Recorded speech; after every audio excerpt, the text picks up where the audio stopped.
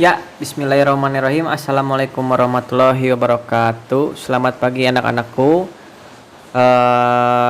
Bukan pagi lagi ya, sekarang hampir sore. Mungkin sudah sore mungkin ya. Tapi jangan patah semangat untuk belajar karena kita kondisi daring. Jadi enaknya daring itu kita bisa belajar kapanpun dengan praktis melalui media yang ada atau yang kita sediakan ya. Oke, hari ini Bapak menyampaikan pembelajaran PB5 karena tadi pagi ada satu dan lain hal yang Bapak tidak bisa ditinggalkan, jadi Bapak berikan sekarang. Oke, anak-anakku, sebelum belajar silakan berdoa dan siapkan alat tulisnya. Langsung saja ya.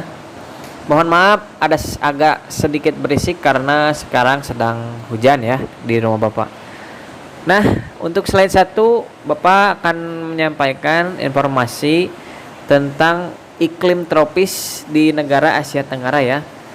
Sebagian besar kawasan Asia Tenggara beriklim tropis dengan curah hujan tinggi dan suhu udara panas.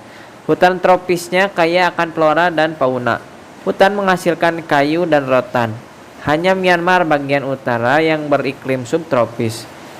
Hampir semua negara di kawasan Asia Tenggara memiliki wilayah laut.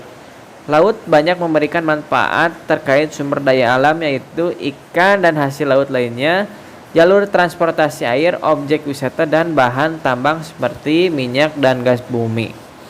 Nah, itu adalah informasi penting yang harus kalian ketahui terkait iklim tropis yang ada di negara Asia Tenggara.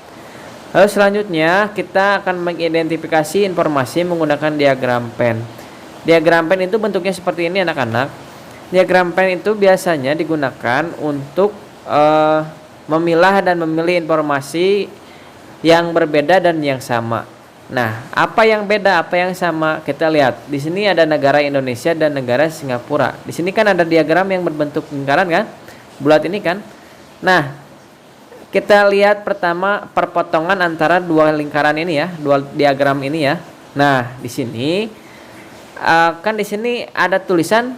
Nah, tulisan ini adalah informasi yang sama. Maksud sama itu Indonesia itu sama negaranya tropis, Singapura pun sama tropis. Lalu di Indonesia juga anggrek sebagai bunga hiasan, di Singapura juga sama. Lalu di Indonesia negaranya berbentuk republik, Singapura juga sama. Lalu Indonesia pernah dijajah, Singapura juga pernah. Itu adalah informasi penting yang harus kamu ketahui di diagram pen ini. Lalu di tulisan yang hitam ini adalah informasi yang berbeda antara negara Indonesia dan negara Singapura. Misalkan di negara Indonesia anggrek digunakan sebagai bunga hias. Kalau di Singapura itu anggrek dijadikan sebagai aromaterapi. Luas wilayahnya pun berbeda, bahasanya pun berbeda dan potensi wisatanya pun berbeda. Ini yang dimaksud dengan diagram pen. Nah, dari teks ini juga kita bisa buat diagram pen. Misalkan di sini ada ya beberapa. Misalkan hutan menghasilkan kayu dan rotan. Hanya Myanmar bagian utara yang beriklim subtropis. Berarti yang kita misalkan bandingkan ya Myanmar dengan Indonesia. Indonesia itu tropis, lalu Myanmar itu subtropis. Lalu kita cari di Myanmar itu ada informasi yang sama apa dengan Indonesia.